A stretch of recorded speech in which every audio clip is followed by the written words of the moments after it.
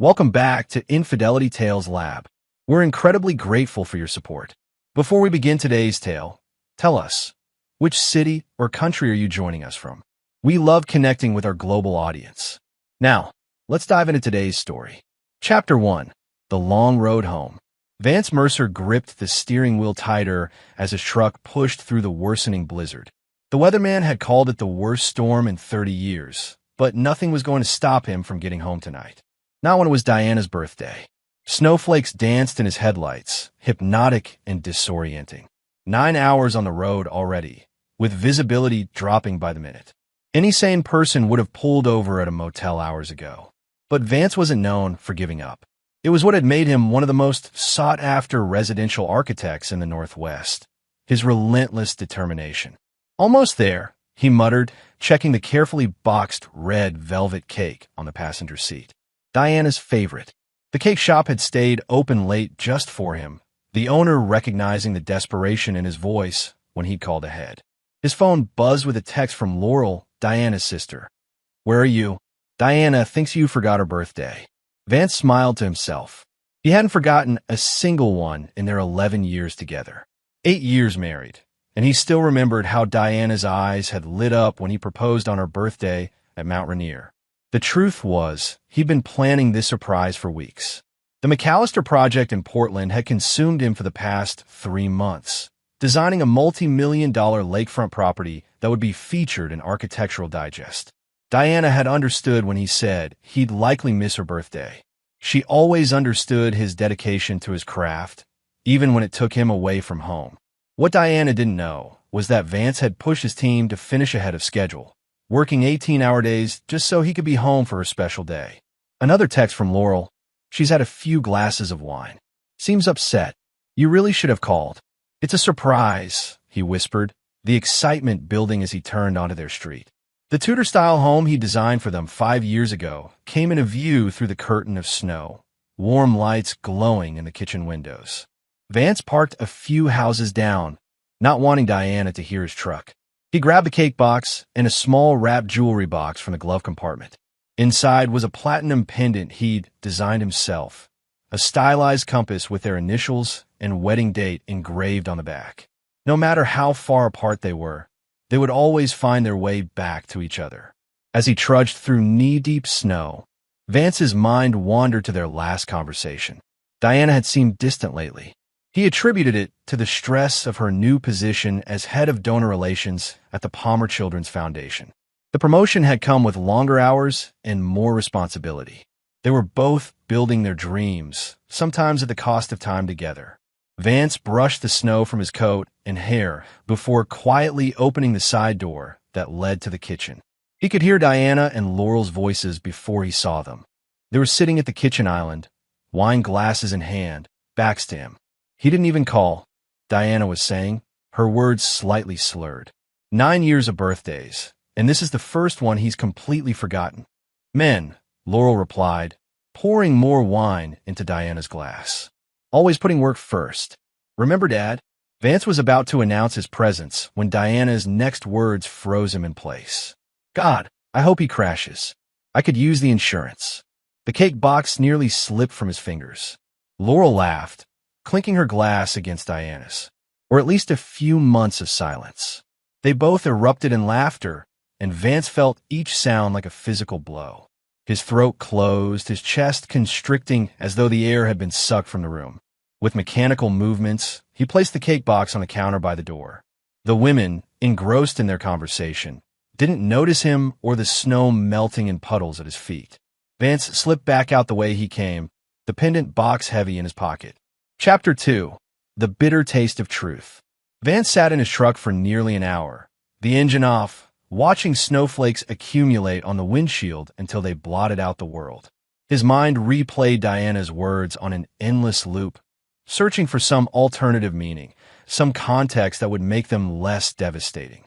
There was none. When numbness finally gave way to a cold, crawling clarity, Vance started the engine. He wouldn't confront Diana tonight, not when his thoughts were a storm more violent than the one swirling outside. He checked in the lakeside motel just after midnight, the tired desk clerk barely looking up from his paperback. In the Spartan room with its faded wallpaper and sagging mattress, Vance fell into the mechanical routines of a man functioning on autopilot. Hanging his coat, removing his shoes, placing his wallet and keys on the nightstand. Sleep was impossible. Instead, he opened his laptop and began searching. It took only 20 minutes to access Diana's email. They had shared passwords early in their marriage, a gesture of transparency neither had revoked. What he found hollowed him out. Messages dating back 7 months. Hundreds of them. Kent, she had written, last night was incredible. I can't stop thinking about you. And Vance will be in Portland all month. Come over after work. Another. I feel alive with you in a way I never have with him. Kent Sawyer. It took Vance a moment to place the name. Then it clicked, the commercial developer who had consulted on the downtown riverfront project last year. Vance had even invited him to dinner at their home. The emails painted a clear picture. What had started as professional flirtation had escalated quickly. By the 3rd month, they were meeting at Kent's lake house whenever Vance traveled for work. Diana had created elaborate lies about working late, charity events, and visits to her mother. At 3 a.m., Vance found what he was looking for, proof that tonight's comment wasn't a momentary lapse. 3 weeks ago, Diana had written to Kent, "Sometimes I fantasize about starting over. Just you and me. No complications. No guilt. Do you think about that too?" Kent's reply had been brief. Every day. The insurance money wouldn't hurt either. They had talked about his death. Casually. As though he were an inconvenience rather than a husband of 8 years. The coldness that settled over Vance then wasn't anger. It was something deeper, more fundamental. As though the core of who he was had crystallized into something harder and unrecognizable. By dawn, Vance had formulated a plan. He drove back to the house at 7 a.m., timing his arrival for when Diana would be in the shower. Her routine as predictable as sunrise. The cake was still on the counter, untouched. A note had been placed beside it in Diana's flowing handwriting. "Vance, please call me when you get this. We need to talk." He ignored it, moving silently through the house he had designed with such care. Their bedroom still smelled of her perfume, Chanel No. 5, the same scent he had gifted her on their first anniversary. The bathroom door was closed, the shower running. Steam seeped from beneath the door. Vance packed. 3 suits, casual clothes, toiletries, his architecture awards, and the photograph of his parents. He took his personal files, his separate bank statements, and the external hard drive containing his designs. From the safe behind his office bookshelf, he retrieved their passports, birth certificates, and an inheritance from his father that Diana didn't know about. $250,000 in bearer bonds. The last thing he took was the framed sketch of their house, his original concept drawing, created the week after they were married. He had drawn their future together, believing it would stand forever. Before leaving, Vance left his own note on the kitchen counter. "I heard everything. Don't try to find me." He was back in his truck before Diana turned off the shower, driving toward a future he had never imagined for himself. Chapter 3. The Disappeared. Diana's scream echoed through the empty house when she found Vance's note. Her hangover instantly forgotten, she frantically called his cell phone only to hear it ring from inside his office drawer. He had left it behind. The cake on the counter told the story. Red velvet with cream cheese frosting, her favorite. The realization of what Vance must have heard crashed over her like an icy wave. "It was just stupid, drunk talk," she whispered to the empty kitchen. "I didn't mean it." But the emails to Kent in her sent folder said otherwise. Diana called Laurel in a panic. "He heard us," she said as soon as her sister answered. "Vance was here last night. He brought me a cake." There was a long pause. What exactly did he hear? Everything. The crash comment. The insurance. Your line about silence. "Jesus, Diana," Laurel breathed. "What are you going to do?" Diana had no answer. She tried Vance's office, his friends, his favorite places. Nobody had seen him. It was as though he had vanished into the snowstorm. By the 2nd day, panic had morphed into desperate rationalization. He would cool off and come back. They would talk. She would explain about Kent, how it had started as harmless flirtation during a vulnerable time when Vance was always away. How it had grown into something that made her feel desired when she and Vance had been growing apart. She wouldn't mention how Kent made her feel alive, taking her to exclusive restaurants and lavish hotel suites. How his spontaneity contrasted with Vance's nature. How Kent had whispered promises of a life Diana had started to believe she wanted. By the end of the first week, Diana had left 37 voicemails on Vance's office phone. She had driven to Portland, convincing the hotel manager to let her into Vance's room, only to find he had checked out the day after her birthday. Kent was no help. When she told him Vance had discovered their affair, his first question had been whether Vance had evidence that could damage his reputation. "He's my husband, Kent," Diana had snapped. "I need to find him." Kent's voice had turned cold. "You said you were leaving him anyway. This just speeds things up." The truth was, Diana had never fully committed to leaving Vance. The fantasy had been easier than the reality. Despite her complaints and the excitement of the affair, a life without Vance had been unimaginable, until now, when she was forced to live it. 3 weeks after Vance disappeared, Diana received a formal letter from Wilson and Crane, attorneys at law. Vance had retained their services for an impending divorce filing. The letter was clinical, detailing his intention to claim abandonment and infidelity. It requested she vacate their home within 30 days, as it had been purchased with his premarital assets. Diana broke down, finally confessing everything to her mother. Margaret Preston had always adored Vance, appreciating his solid reliability that reminded her of her late husband. "How could you?" Margaret asked, her disappointment palpable. "That man worshipped the ground you walked on." "I made a mistake," Diana whispered. "A mistake is forgetting an anniversary or saying something hurtful in anger," Margaret replied. "This was a choice you made every day for months." That night, alone in the house that still held Vance's presence in every carefully considered angle and thoughtful design element, Diana wrote him a letter. She poured out her regret, her explanations, her promises to make amends. "Please come home," she wrote. "We can fix this. I'll do anything." She sent it to his attorney's office. The reply came 3 days later. Her letter returned unopened with a stamp. Refused. Diana didn't know that Vance had been watching from afar. Using skills honed through years of detail-oriented work, he had created a new temporary identity. He had rented a small apartment in a neighboring city under the name Victor Miller, paying cash and keeping to himself. From this vantage point, he meticulously studied Diana and Kent's patterns, their communications, their vulnerabilities. He watched as Diana grew increasingly desperate, as Kent became more dismissive of her concerns. Vance wasn't planning a mere divorce. He was architecting something far more comprehensive, a complete dismantling of the lives of those who had betrayed him. In his sparsely furnished apartment, Vance spread out documents, photographs, and notes. He was designing his magnum opus, a blueprint for the perfect revenge. 3 weeks later, she regretted everything she said. He murmured to himself, recalling the attorney's description of Diana's distraught state when she received his letter. Too late. On his wall calendar, he circled a date 3 months in the future. Phase 1 would begin then.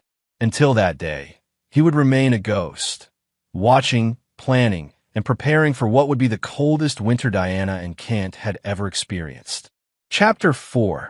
The Architect of Misfortune. Montgomery College's campus was quiet on this Sunday morning. Vance sat in his car, watching students trudge through slush to the library. 3 months had passed since he'd disappeared from Diana's life, and he'd used that time to meticulously craft his new identity while laying the groundwork for his revenge. He checked his watch. Professor Howard should be arriving any minute. Right on cue, a silver Volvo pulled into the faculty parking lot. Vance straightened his tie and grabbed the portfolio beside him. "Professor Howard," Vance called, approaching the older man who was retrieving a stack of papers from his passenger seat. "Victor Miller. Thank you for meeting me on your day off." Howard shook his hand firmly. "Any friend of Bernard's gets my time. Though I admit, I'm curious why one of Seattle's premier landscape architects needs my expertise." Bernard Kovic had been Vance's mentor at Cornell, and his recommendation had opened this door. What Howard didn't know was that Victor Miller was a carefully constructed alias with credentials subtly altered from Vance's own impressive resume. I'm working on a special project, Vance explained as they walked toward Howard's office. A complete reimagining of the River Point development. Howard's eyebrows shot up. Kent Sawyer's project? I heard it was stalled due to environmental concerns. Exactly why I'm here. Your research on urban water management systems could provide the solution. Inside Howard's cluttered office, Vance laid out his proposal. A revolutionary design that would solve the environmental issues while significantly improving the project's appeal. It was brilliant work, the kind that had made Vance's reputation in the industry. This could save the project, Howard said, examining the designs. Would you mind if I shared this with my colleague at the Environmental Review Board? He's overseeing the River Point case. Vance smiled. That's precisely what I was hoping for. What Howard couldn't know was that Vance had designed the solution with a fatal flaw, one that would only become apparent after implementation, causing delays, additional reviews, and mounting costs for Kent Sawyer's flagship development. As they parted ways, Howard asked, "Why aren't you taking this directly to Sawyer Development? This would make you a hero in their eyes." Vance's expression remained neutral. "I prefer to let the work speak for itself." The truth was more calculated. By introducing the design through respected academic channels, it would appear as a stroke of good fortune for Kent, until it wasn't. That evening, Vance drove to Bellwood Heights, an exclusive neighborhood where Kent Sawyer lived with his wife, Blair, and their 2 children. The 5-bedroom colonial with its manicured lawn represented everything Kent projected to the world: success, stability, traditional values. All eyes, of course. Vance parked a block away and watched Kent's house through binoculars. Sunday dinner was a Sawyer family tradition, according to Diana's emails. Kent maintained the facade of devoted family man, even while pursuing his affair. Right on schedule, Kent emerged from the house at 8:15 p.m., kissing his wife goodbye on the porch. He told her he had an early meeting preparation, but Vance knew his real destination, the Highland Suite at the Westin Hotel, where Diana would be waiting. Vance followed at a safe distance, watching Kent's Range Rover pull into the hotel's underground parking. 10 minutes later, Diana's Audi arrived. Through his zoom lens, Vance captured them embracing in the elevator, Kent's hand inappropriately low on Diana's back. More evidence for his growing file. While they were occupied, Vance made a call to Blair Sawyer's personal line, using a voice modulator. "Mrs. Sawyer? I have information about your husband you need to see." He disconnected before she could ask questions, then sent an anonymous email to her personal account, the one Kent didn't know she had, which she used to communicate with her sister about Kent's suspected infidelities. The email contained a single image, Kent and Diana entering the hotel elevator, timestamped 20 minutes ago, along with the hotel name and room number. Vance didn't wait to see the fallout. That would come later. Instead, he drove to Diana's office at the Palmer Foundation, using his architectural firm's master key to enter the building, a perk from when his company had redesigned their offices 2 years ago. In Diana's office, he planted a small device beneath her desk, a modified signal repeater that would capture her phone's data whenever she was in range. It would allow him to monitor her communications, including those with Kent. Phase 2 was now in motion. Over the next 2 weeks, Vance collected a treasure trove of information. Diana and Kent were planning a future together, though Kent was stalling on leaving his wife due to potential financial repercussions. Diana was becoming increasingly frustrated with his hesitation. More importantly, Vance discovered that Kent had leveraged the River Point development far beyond what his investors knew. If the project failed, Kent faced personal financial ruin. Armed with this knowledge, Vance moved to the next phase. Using an anonymous profile, he contacted 3 key investors in River Point, sharing selected environmental reports that suggested the project was built on unstable regulatory ground. As predicted, the investors began asking uncomfortable questions. Kent was forced to call emergency meetings to reassure them. The strain was showing. In his communications with Diana, he was becoming short-tempered and distant. Meanwhile, Blair Sawyer had hired a private investigator. Kent was now sleeping in the guest room, negotiating desperately to save his marriage and family reputation. Diana, sensing Kent pulling away, grew increasingly clingy, threatening to expose their affair to his business associates if he abandoned her. "It's all falling apart," Kent texted Diana late one night. "I need time to fix this." Diana's response was telling. "You promised me a future. I gave up everything for you." To which Kent replied, "You chose to cheat on your husband. That's on you." Vance read their exchange with cold satisfaction. The first cracks were forming in their relationship, and he hadn't even implemented the main components of his plan. The final element of Phase 2 arrived in a thick envelope from his attorney. Diana had been officially served divorce papers at her office, a public humiliation Vance had specifically requested. The timing coincided with the Palmer Foundation's annual donor gala, ensuring Diana would have to face her colleagues and benefactors with the fresh shame of her exposed infidelity. The photographs and evidence included with the filing were comprehensive, dating back to the beginning of the affair. There would be no question of fault in the proceedings. Vance looked at the calendar on his wall. In 3 days, Professor Howard would present Victor Miller's solution to the Environmental Review Board, with Kent Sawyer in attendance. The trap was nearly set. For the first time since hearing Diana's cruel words 3 months ago, Vance allowed himself a small smile. The architect of misfortune was just getting started. Chapter 5. Structural Weaknesses. The Peninsula Hotel's crystal ballroom glittered with Seattle's elite. Kent Sawyer worked the room like a politician, his practiced smile never reaching his eyes. After 3 weeks of environmental review delays on River Point, this charity auction was his chance to reassure investors and partners that everything was under control. From a shadowed corner, Vance observed the performance.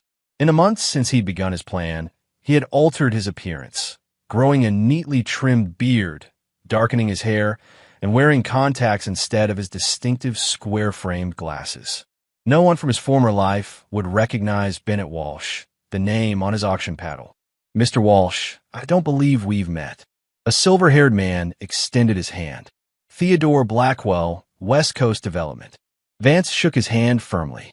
"Bennett Walsh, I'm new to Seattle's development scene. What brings you to our little fundraiser?" "Looking for investment opportunities. I'm more interested in River Point." "Fascinating project." Blackwell's expression tightened almost imperceptibly. "Sawyer's venture? It has potential despite the current challenges." "I heard an elegant solution was proposed at the Environmental Review Board," Vance said. "A complete redesign of the water management system." "Yes, by some academic consultant. Howard's protege." Blackwell leaned closer. "Between us, it saves Sawyer's hide. He was weeks away from default." Vance nodded thoughtfully. "I'd love an introduction to Sawyer." "Of course. He's over by the champagne fountain, talking to—" Blackwell paused, eyes narrowing slightly. "Well, that's interesting. That's Diana Mercer with him. Her husband was a brilliant architect who vanished a few months back. Tragic situation." Vance kept his expression neutral as he glanced over. Diana was wearing a black dress he didn't recognize, her hair shorter than when he'd last seen her. She looked thinner, her smile strained as she stood slightly too close to Kent. "I heard whispers they might be involved," Blackwell continued. "Industry gossip, you understand. Her husband's firm designed several of Sawyer's earlier projects." "How convenient," Vance replied, his voice level despite the cold fury churning beneath. Blackwell escorted him across the room. "Kent, someone you should meet. Bennett Walsh, interested in River Point." Kent's handshake was firm, his smile practiced. "Always pleased to meet potential investors." Up close, Vance could see the strain behind Kent's facade, the slightly bloodshot eyes, the almost imperceptible tremor in his hand. The pressure was taking its toll. Diana stood frozen beside Kent, her glass of champagne halfway to her lips. Though Vance's appearance had changed, something in her expression suggested a ghost of recognition. "Mrs. Mercer," Vance said with a slight nod, using his altered voice. "I've heard of your work with the Palmer Foundation." Diana's brow furrowed slightly. "Have we met before, Mr. Walsh?" "I don't believe so. I would remember." Kent, oblivious to the undercurrents, launched into his rehearsed River Point pitch. Vance listened with practiced interest, asking questions that subtly highlighted the project's vulnerabilities while appearing supportive. "The environmental solution is ingenious," Vance commented. Who designed it? Kent's smile faltered. A consultant. Victor Miller. I'd like to meet him. Perhaps he could consult on my upcoming projects. Unfortunately, he's become unavailable. We're implementing his design under Professor Howard's supervision. Vance nodded, suppressing his satisfaction. Phase 3 was proceeding perfectly. Victor Miller had disappeared as mysteriously as he had appeared, leaving only his flawed design behind. As the evening progressed, Vance bid aggressively on several auction items, establishing himself as a wealthy potential investor. When Ken invited him to tour the River Point site the following week, Vance accepted graciously. Diana remained quiet through most of the exchanges, her eyes returning to Vance with unsettled curiosity. As the event wound down, Vance made sure to pass close to her at the coat check. You seem troubled, Mrs. Mercer, he said quietly. Diana startled. I'm fine. Just, you remind me of someone. Someone important to you? Her eyes clouded. Someone I lost. Vance leaned slightly closer. Be careful of the company you keep, Mrs. Mercer. Some structures aren't built to last. Before she could respond, he was gone, disappearing into the night like a warning she couldn't quite grasp. The next morning, Professor Howard received a disturbing email from the Environmental Review Board. Secondary testing had revealed potential issues with the Miller design. Not enough to halt implementation, but enough to require additional monitoring and potential modifications. By noon, Ken was in full crisis mode. His primary lender was expressing concerns about the additional costs and timeline extensions. 3 smaller investors had already pulled out. Diana, increasingly relegated to the sidelines of Kent's life as his marriage and business troubles consumed him, received a curt text. Need to postpone weekend. Dealing with project issues. It was the 5th cancellation this month.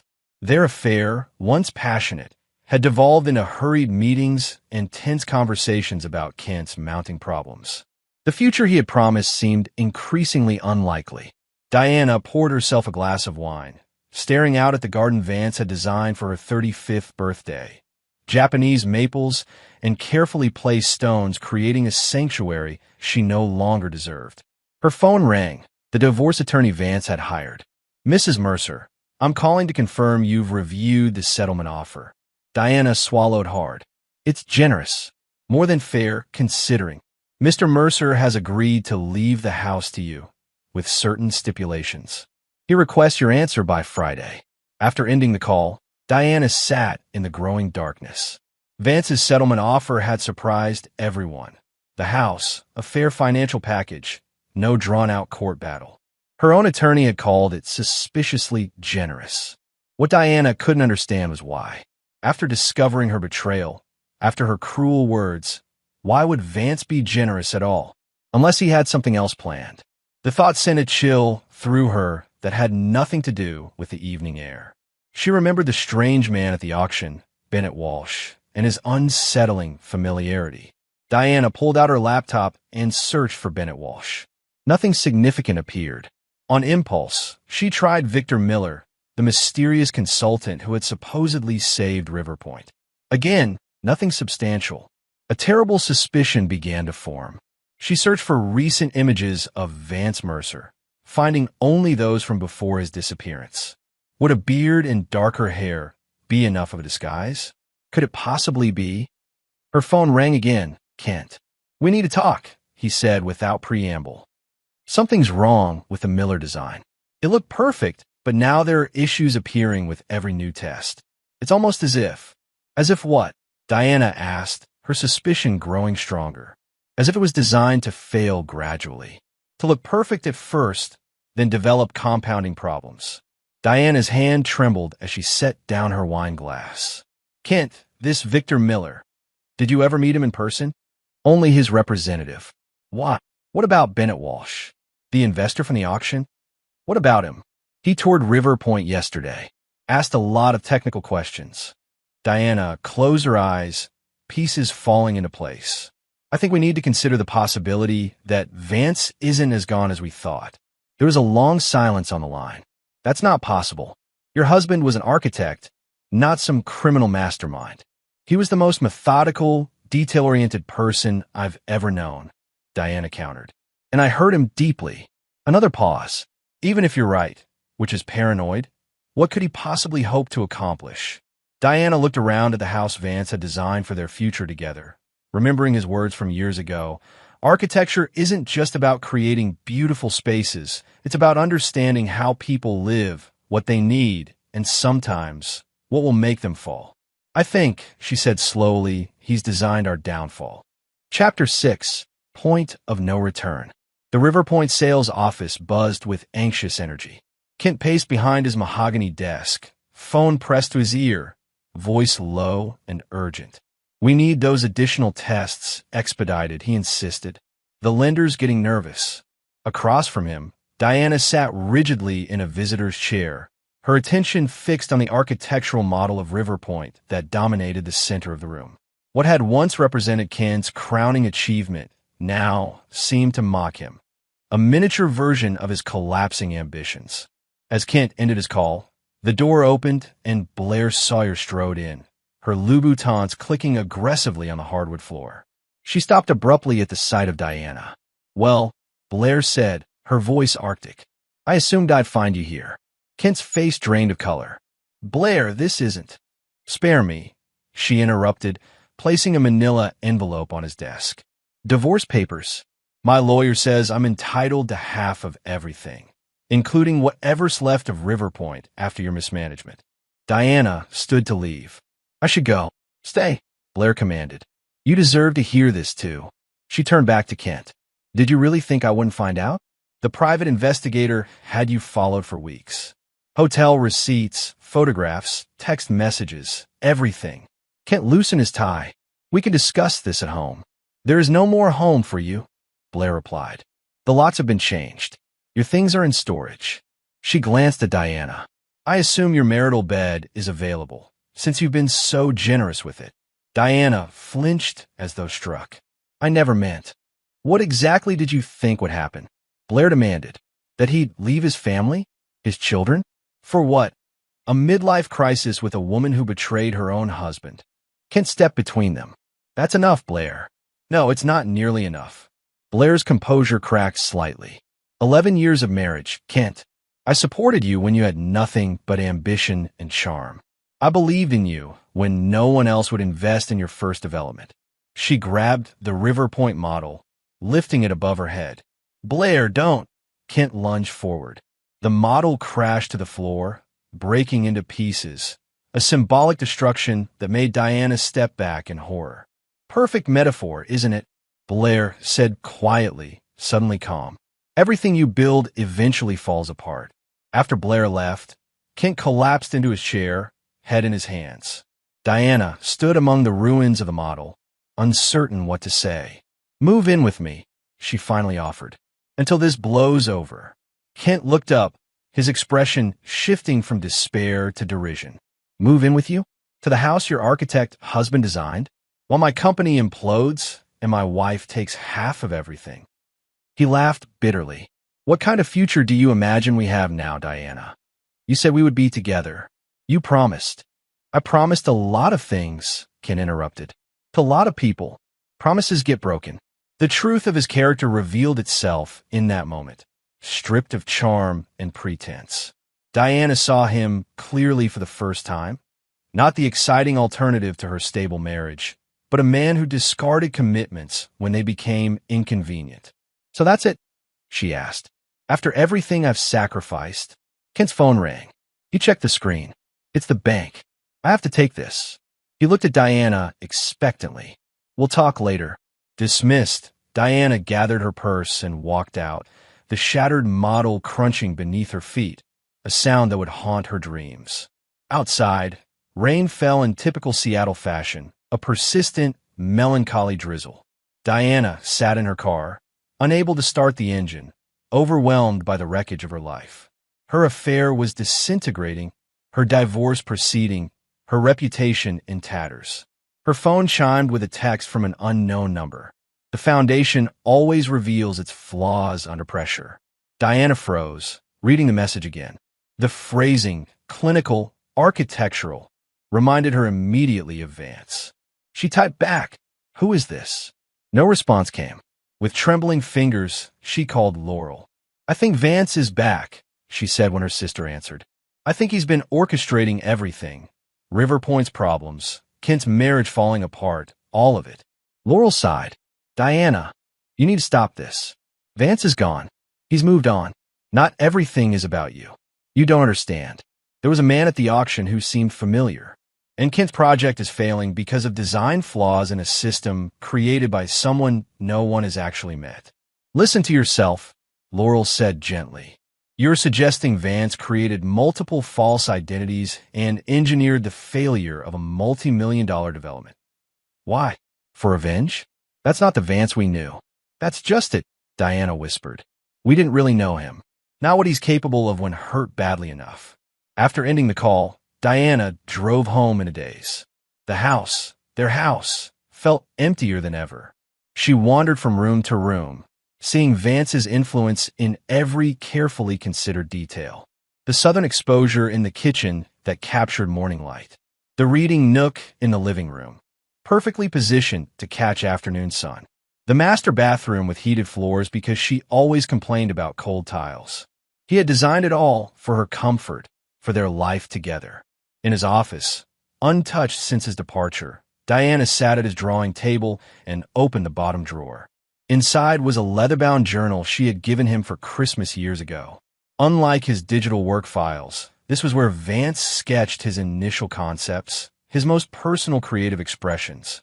The last entry was dated 3 days before her birthday. It was a concept for a garden expansion, a small reflecting pool surrounded by her favorite lilies. A note in the margin read, "Diana's birthday surprise. Install in spring." He had been planning for their future even as she was destroying it. Diana closed the journal, a sob catching in her throat. She moved to replace it when she noticed something at the back of the drawer, a small card with an address written in Vance's precise handwriting. The address was in Queen and an upscale neighborhood across town. Beside it was a single key. Without allowing herself to overthink, Diana grabbed her coat and the key. 20 minutes later, she stood before an elegant townhouse with a discreet for sale sign in the manicured front yard. The key fit perfectly in the lock. Inside, the space was immaculate, but clearly lived in.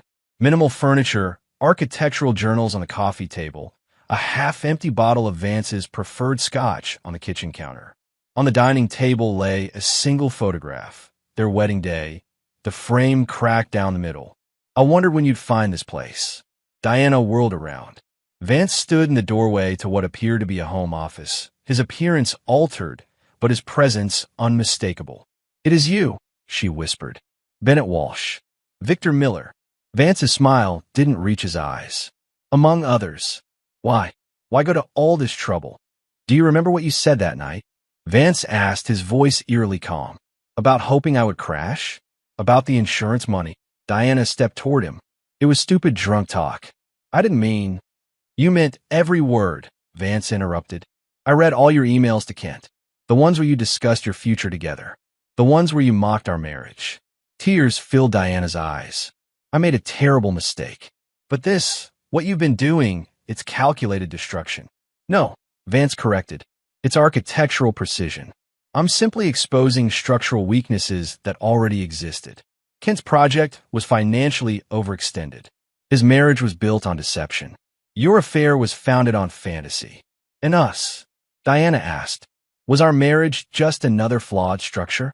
Something flickered in Vance's eyes, the first genuine emotion he'd shown. Our marriage was the only thing I ever built that I believed would last forever. "Then stop this," Diana pleaded. "We can rebuild.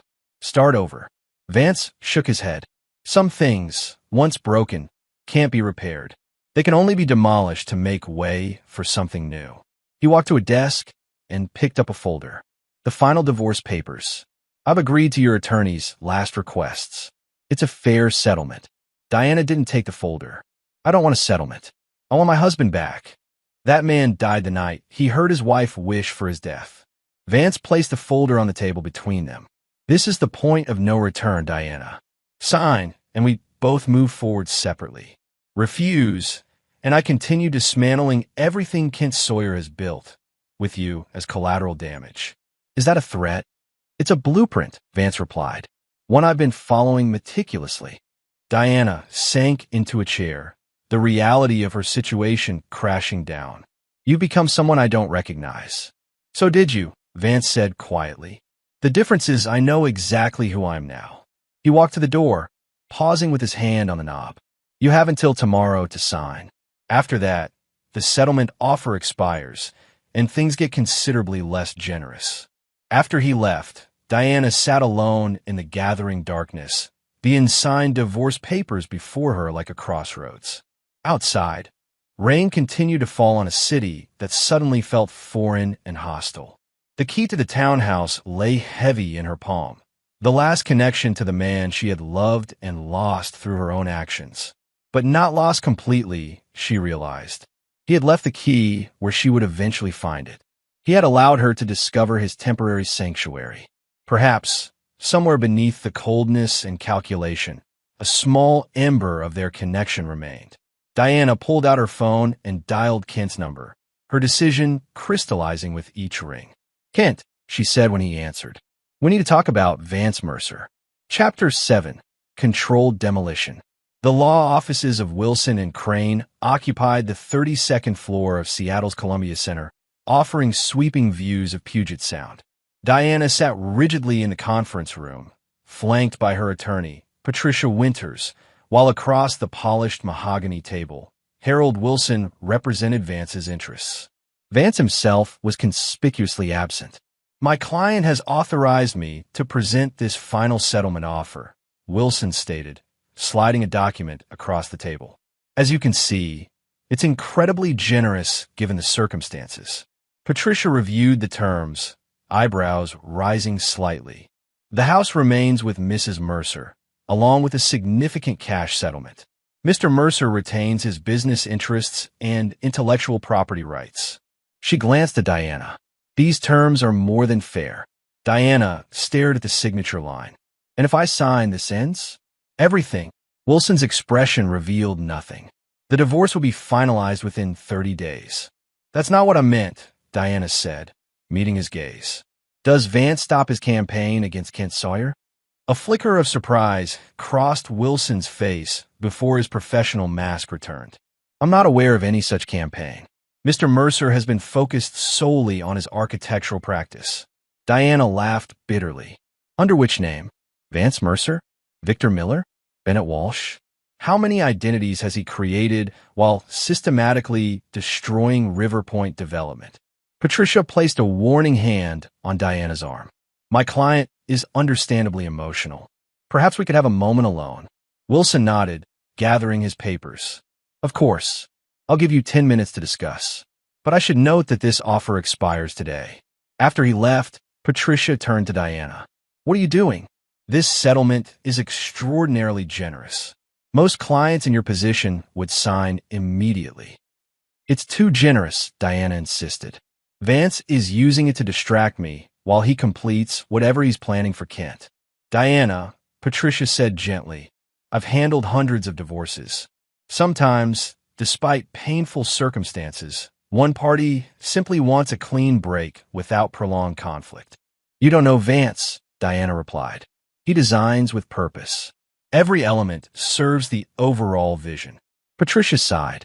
Even if you're right about Mr. Mercer's involvement with River Point's problems, which sounds frankly paranoid, what exactly do you hope to accomplish by refusing these terms? Diana considered the question. What did she want? To save Kent from financial ruin? To salvage a relationship that had revealed itself as hollow and self-serving? Or was it something deeper, a desperate need to maintain some connection to Vance, even an adversarial one? Before she could answer, her phone chimed with a text message from Kent. Environmental Board just suspended River Point permits. Need to talk now. Diana made her decision. I need time to consider the offer. That's not an option, Patricia warned. Mr. Wilson made it clear. Then negotiate an extension, Diana interrupted, standing. I have somewhere I need to be. 30 minutes later, Diana pulled into River Point's muddy construction site. Work had halted, with equipment sitting idle and workers gathered in clusters, faces concerned as they collected tools and personal items. Kent stood in the site office trailer, surrounded by blueprints and engineering reports, his face ashen as he barked orders into his phone. When he saw Diana, he abruptly ended his call. "Where have you been?" "I've been trying to reach you." "Meeting with divorce attorneys," Diana replied. "What happened here?" Kent ran a hand through his disheveled hair. The Environmental Board found significant discrepancies between the approved plans and actual implementation. They've suspended all permits pending a full investigation. "How is that possible?" "You've had inspectors on site weekly." "That's the thing," Kent said, lowering his voice despite them being alone. "The discrepancies weren't there last week. It's as if key components of the design changed overnight." He picked up a blueprint, pointing to technical specifications. "These drainage calculations, they've been altered from the original submission." Diana studied the complex diagrams, understanding little of the technical details, but recognizing the implication. "You're saying someone tampered with the plans?" "Not just the plans," Kent replied grimly. "Physical components on site have been substituted with inferior materials. Someone authorized changes that deliberately undermine the project." The office door opened, and a tall, distinguished man in a tailored suit entered, accompanied by two uniformly serious individuals. "Mr. Sawyer," the man announced, "I'm Special Agent Donovan, FBI. These are Agents Clark and Rodriguez. We have some questions about River Point development." Kent's face drained of remaining color. "FBI? There must be some mistake." "No mistake," Donovan replied, producing a document. "We have a warrant to search these premises and seize all financial and technical documents related to this project. We're investigating allegations of fraud, bribery of public officials, and violations of federal environmental regulations." As the agents began collecting files and electronics, Kent turned to Diana, his voice a desperate whisper. "This isn't happening. Someone is setting me up." Diana felt a cold certainty settle over her. "Not someone. Vance. Your husband? That's impossible. He's an architect, not some criminal mastermind." "He's both," Diana replied. "He's been planning this for months, creating false identities, manipulating the project from multiple angles." "I try to warn you." Kent grabbed her arm. "You need to help me. Tell them this is all some elaborate revenge scheme." Diana gently removed his hand. "With what proof?" "Everything appears perfectly legitimate. The environmental issues are real. The altered plans exist. If there's financial impropriety, they'll find evidence of that too." "So you're abandoning me? After everything?" The question hung between them, heavy with irony. Diana thought of Vance driving through a snowstorm to surprise her, only to hear her wish for his death. She thought of Kent's casual dismissal when his wife discovered their affair. She thought of her own selfishness that had set everything in motion. "I'm sorry, Kent," she said finally, "but I need to sign those divorce papers." As Diana walked away, Agent Donovan intercepted her. "Ms. Mercer, we'd like to speak with you as well." "About what?" "Your husband's connection to this project, for starters, and your relationship with Mr. Sawyer." Diana felt a moment of panic before steadying herself. "Of course, whatever you need." For 3 hours, Diana answered questions in a sterile room at the FBI's Seattle field office. She provided details about Vance's architectural work on previous Sawyer development projects, her role at the Palmer Foundation, and admitted to her personal relationship with Kent when directly asked. What she didn't share were her suspicions about Vance's elaborate revenge. Without proof, it would sound delusional, the desperate attempts of a guilty woman to deflect blame. When finally released, Diana drove directly to Wilson and Crane's offices, where Patricia waited with barely concealed irritation. "They've agreed to extend the offer until tomorrow morning," Patricia informed her. "Though I strongly advised against asking for the extension." Diana took the settlement papers. "I'll sign them now." As she added her signature to each indicated line, Diana felt a strange combination of defeat and relief. This chapter of her life was ending, not as she had once imagined, but perhaps as she deserved. "Will I see him?" she asked as Patricia collected the signed documents. "At the final hearing? I wouldn't count on it," Patricia replied. Mr. Wilson has authorization to represent Mr. Mercer in his absence. That night, alone in the house that would soon be legally hers but would always feel like Vance's creation, Diana opened her laptop and typed Bennett Walsh into the search bar. Nothing significant appeared, as before. On impulse, she tried a different search. Vance Mercer New Projects. The results made her breath catch. A major architectural journal announced Vance Mercer's return from a sabbatical with a prestigious new commission, the Westlake Cultural Center, a $200 million project previously rumored to be awarded to Kent Sawyer's firm. The article quoted Theodore Blackwell of West Coast Development. After the unfortunate issues with River Point Development, we sought a more reliable partner. Mercer Architectural brings unparalleled integrity and vision to this landmark project. Diana closed her laptop, a bitter smile forming. Vance hadn't just destroyed Kent's project. He had claimed the prize Kent had been pursuing for years. The controlled demolition was complete, with Vance emerging stronger than before. Her phone chimed with a text from an unknown number. Settlement received. Goodbye, Diana. She stared at the message, tears blurring her vision. No hate, no anger, just a clinical finality that somehow hurt more than rage ever could. Diana typed back, I'm sorry for everything. I never deserved you. No response came. None was expected. Chapter 8. From the Ashes. 6 months after signing the divorce papers, Diana stood in the empty living room of what had once been her dream home. Moving boxes lined the walls, labeled in her meticulous handwriting, kitchen, bedroom, personal. The furniture had already been removed, some sold, some donated, a few cherished pieces in storage until she found a permanent place. The house had sold for well above asking price, despite Seattle's cooling real estate market.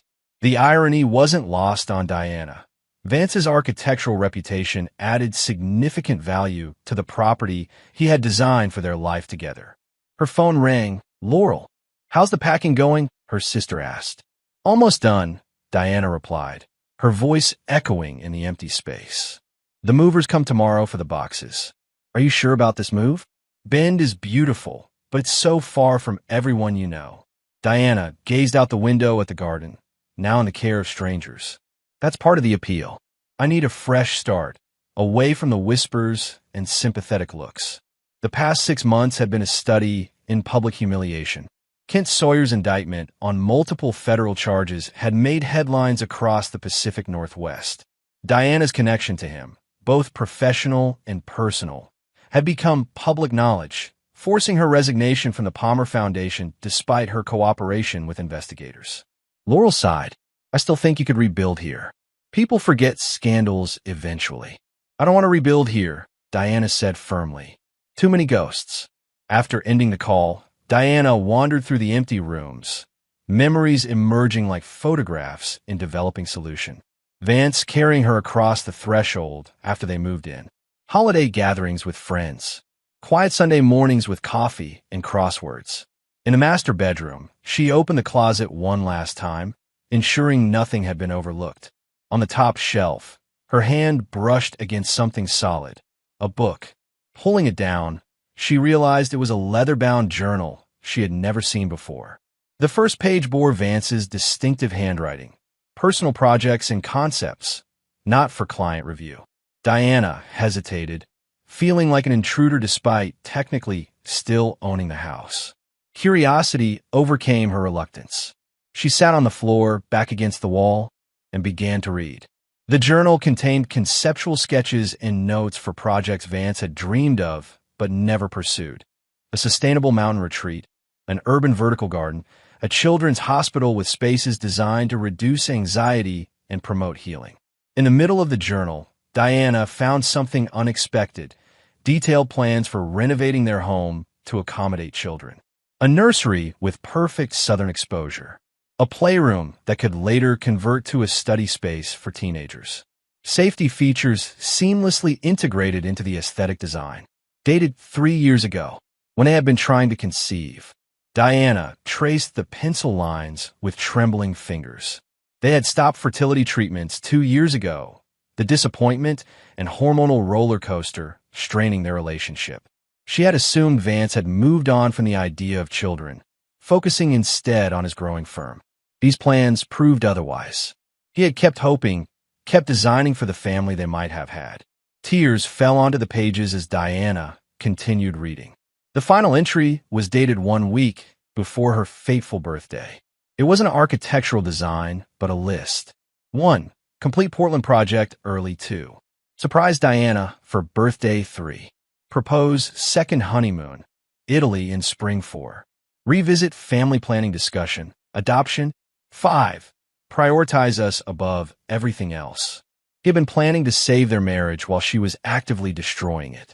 Diana closed the journal, overwhelmed by the magnitude of what she had thrown away. Not just Vance's love, but his vision for their future, one she had shared but had been too weak, too selfish to honor. Her phone rang again, an unknown number. "Hello," she answered, wiping tears. "Mrs. Mercer?" a formal voice inquired. "This is Westlake Medical Center. You're listed as the emergency contact for Kent Sawyer." Diana frowned in confusion. "There must be some mistake.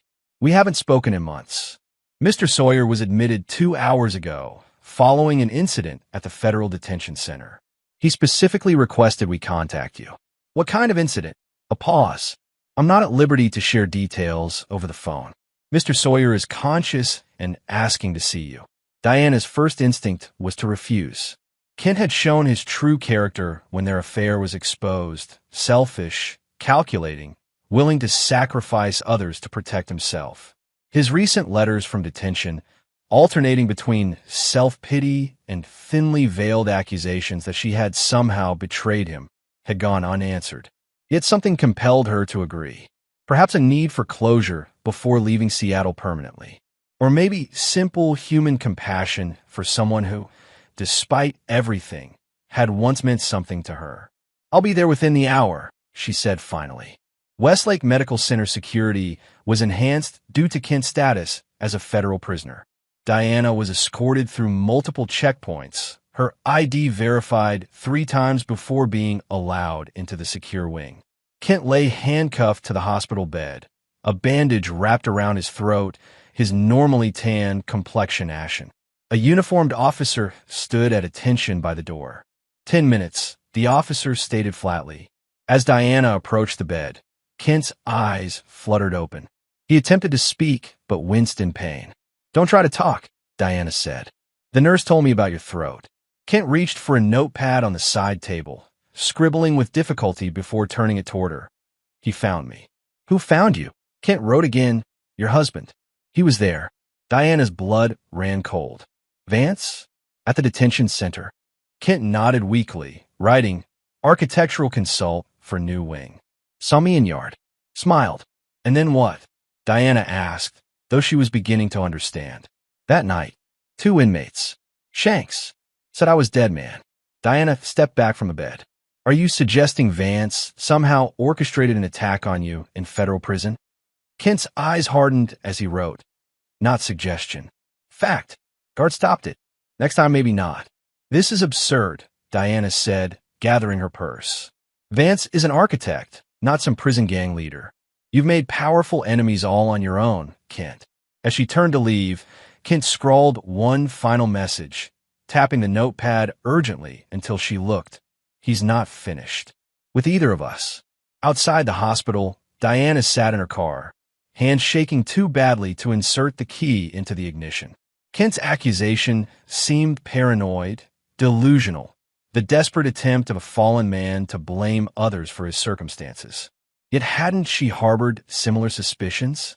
Hadn't she seen firsthand Vance's methodical dismantling of Kent's business and reputation? Diana pulled out her phone and searched for news about Vance Mercer.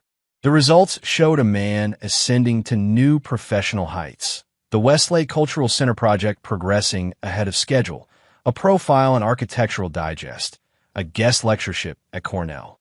There is even a photograph of him at a charity gala last month, accompanied by Elise Montgomery, the elegant museum curator who had once commissioned Vance to design her family's Bainbridge Island home. They made a striking couple, both tall and distinguished, with an air of cultured confidence. Diana set down her phone, a hollow feeling expanding in her chest. Vance had moved on completely, building a new life while she remained trapped in the wreckage of her choices. Kent's paranoid accusations were likely just that, paranoia born of guilt and fear. Yet as she drove through Seattle's rain-slick streets for one of the last times, Diana couldn't shake the sensation of being watched. At each red light, she found herself scanning nearby vehicles, searching for a familiar silhouette. At home, she double-checked the locks before continuing to pack. The journal she had found remained on the kitchen counter, a painful reminder of what might have been. As she sealed the final box, her doorbell rang. Diana froze, heart racing. It was nearly midnight, too late for any legitimate visitor. Through the peephole, she saw a uniformed delivery person holding a small package. Cautiously, she opened the door. Diana Mercer, the young woman confirmed, offering an electronic signature pad. Yes, that's me. Special delivery. Requires immediate receipt. Diana signed and accepted the small box, bringing it inside. No return address was visible. The postmark showed it had been mailed from Portland 3 days ago. With trembling fingers, she opened the package. Inside was a single flash drive and a note in unfamiliar handwriting. The truth about Vance Mercer. Watch alone. Diana plugged the drive into her laptop, heart pounding. A video file began to play, surveillance footage from what appeared to be a hotel lobby. The timestamp showed a date 6 weeks before her birthday, during Vance's Portland project. The footage showed Vance entering the hotel with a woman, the curator, Elise Montgomery. They crossed the lobby with professional distance between them, but as they entered the elevator, Vance's hand moved to her lower back in a gesture of clear intimacy. Diana stared at the screen in disbelief. While she had been betraying Vance with Kent, had Vance been unfaithful as well? Had their entire marriage been built on mutual deception? The video continued with additional clips. Vance and Elise entering and exiting the hotel on different dates, always discreet but unmistakably involved.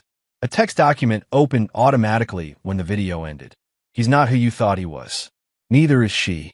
There's more if you want it. Reply to this number if interested.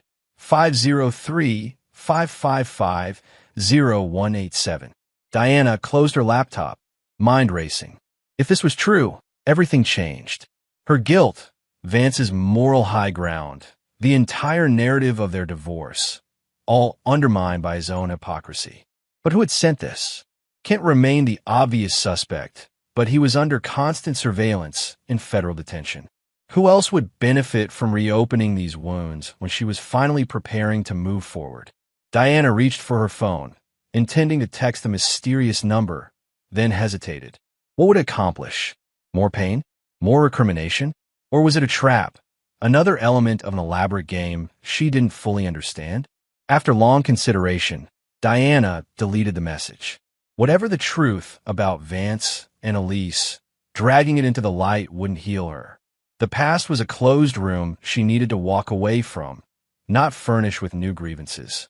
She removed the flash drive, dropped it into a glass of water, and returned to packing. Tomorrow she would leave Seattle and the person she had been there. From the ashes of her mistakes, perhaps something worthwhile could yet emerge. As she turned out the lights on her final night in the house Vance had built, Diana didn't notice the small red light blinking on the smoke detector above, a camera that had recorded her every reaction to the planted flash drive. Miles away, in a sleek downtown apartment, Vance Mercer watched the footage on his laptop, expression unreadable as he observed Diana's momentary temptation and ultimate rejection of the bait. Beside him, Elise Montgomery leaned forward. She didn't take it. Interesting. Yes, Vance agreed, his voice neutral. Interesting. Does that change anything? Vance closed the laptop. No, nothing changes. Chapter 9, 0 Degrees. 1 year later, the Westlake Cultural Center's grand opening gala transformed Seattle's rainy November evening into a celebration of light and possibility. Glass walls soared toward the sky, illuminated from within to create a beacon visible across the city. Inside, Seattle's elite mingled among interactive exhibits and installation pieces, champagne flutes catching the light from custom-designed chandeliers. At the center of it all stood Vance Mercer, accepting congratulations with measured grace. The project had cemented his status as one of the nation's premier architects, innovative yet practical, visionary yet respectful of budget constraints and environmental considerations. Truly remarkable, Vance, Theodore Blackwell enthused, clapping him on the shoulder. The board is already discussing the expansion phase. We want you for that as well, of course. I'm honored, Vance replied with a professional smile that never quite reached his eyes. But let's enjoy tonight's achievement before planning the next. As Blackwell moved on to greet other guests, Elise Montgomery appeared at Vance's side, elegant in midnight blue. Your adoring public is suitably impressed, she remarked, handing him a fresh champagne. How does it feel to be the toast of Seattle again? Like watching a performance from the wings, Vance admitted quietly. I designed the stage, but feel disconnected from the production. Elise studied him with a perceptive eye that made her such an exceptional curator. You achieved everything you set out to do this year. Professionally triumphant. Kent Sawyer disgraced and imprisoned. Diana is no longer relevant. Vance finished firmly. Then why did you ensure she received an invitation tonight? Before Vance could respond, a ripple of attention moved through the crowd near the entrance. Diana Mercer had arrived, looking striking in a simple black dress, her hair styled differently than Vance remembered, shorter, more confident. She paused in the doorway, clearly uncomfortable with the sudden attention, before squaring her shoulders and moving into the room with deliberate poise. "Excuse me," Vance said to Elise, setting down his untouched champagne. Diana circulated through the exhibits, maintaining a careful distance from the center of the room where Vance held court. Though she exchanged polite greetings with those who acknowledged her, her focus remained on the architecture itself, studying design elements, occasionally making notes in a small journal. She was examining a cantilevered viewing platform when she felt a presence beside her. The structural support is hidden within the adjacent wall, Vance explained quietly, creating the illusion that it's floating. Diana turned, meeting his gaze directly for the first time in 18 months. "It's beautiful. All of it. Thank you for coming," Vance said. "I wasn't certain you would." "I almost didn't," Diana admitted, "but I wanted to see your work. You've outdone yourself." An awkward silence settled between them. Former intimates, now uncertain of the most basic social protocols. "How has Ben?" Vance finally asked. Diana looked surprised. "You know where I moved? I keep informed about things that were once important to me." The implication that she was now relegated to the past tense hung between them. "Ben is good," Diana said carefully. "I'm teaching art at the community college. Simple life, but fulfilling." Vance nodded. "I'm glad. Are you?" Diana challenged gently. "After everything that happened, everything you orchestrated, are you genuinely glad that I found some peace?" Vance's expression remained neutral. "What exactly do you think I orchestrated, Diana?" River Point's collapse. Kent's federal indictment. The convenient timing of your rise as he fell. Diana met his gaze unflinchingly. The attack in prison. "You give me too much credit," Vance replied. Kent Sawyer destroyed himself through his own greed and shortcuts. As for the prison incident, I'm an architect, not a criminal mastermind. Then why invite me here tonight? To showcase your triumph? To remind me of what I lost? Vance glanced around the crowded room. "Let's continue this conversation somewhere more private." He led her to a small office behind the main exhibition space, his temporary workspace during the final phase of construction. Floor-to-ceiling windows offered a panoramic view of Seattle's twinkling skyline and the dark waters of Puget Sound beyond. "I invited you," Vance said, closing the door, "because I wanted closure." Diana laughed softly. "Closure? After systematically dismantling everything and everyone connected to our divorce? That's not closure, Vance. That's conquest. Is that what you believe happened?" "I know what happened," Diana replied. "I watched it unfold with clinical precision. The question is, why invite me to witness the final victory lap? Haven't I paid enough for what I did?" Vance turned to the window, his reflection superimposed over the city he had helped shape. "This isn't about payment or punishment anymore. It's about ending a chapter definitively. By showing me the wonderful life you've created without me. Mission accomplished. You've won, Vance. Completely and totally. Vance turned back to face her. This was never a competition, Diana. Then what was it? Because from where I stand, you orchestrated the perfect revenge, prospering while ensuring everyone who hurt you suffered. Not revenge, Vance corrected. Justice. Consequences proportional to actions. Diana stepped closer. And what about your actions? The affair with Elise during your Portland project? Something flickered in Vance's expression. Surprise quickly masked. What are you talking about? I received surveillance video of you and Elise entering a hotel together. Multiple occasions. Always when you were supposedly working late. Understanding dawned in Vance's eyes. And you believed it? I didn't want to, Diana admitted. But the footage was convincing. Vance shook his head. There was no affair with Elise. She's a colleague who became a friend after our divorce. Nothing more. Those videos were manipulated or taken out of context. How convenient that you have explanations for everything, Diana said bitterly. Just like you had nothing to do with Kent's business collapse or the prison attack. The difference, Vance replied evenly, is that you chose to believe the worst about me without question. Just as you did the night you told your sister you hoped I would crash. The truth of his words struck Diana like a physical blow. You're right, she whispered. I did. Both times. Vance's expression softened slightly. For what it's worth, I never wished you harm. Even at my coldest, I only wanted accountability, not suffering. Is that why you gave me the house in the settlement? Why you didn't expose my affair publicly until Kent forced the issue? I gave you the house because I couldn't bear to live in it anymore, Vance admitted. Every corner held memories I needed to escape. Diana nodded, unexpected tears threatening. I found your journal. The plans for children's rooms. The second honeymoon ideas. Vance looked away. That was a different life.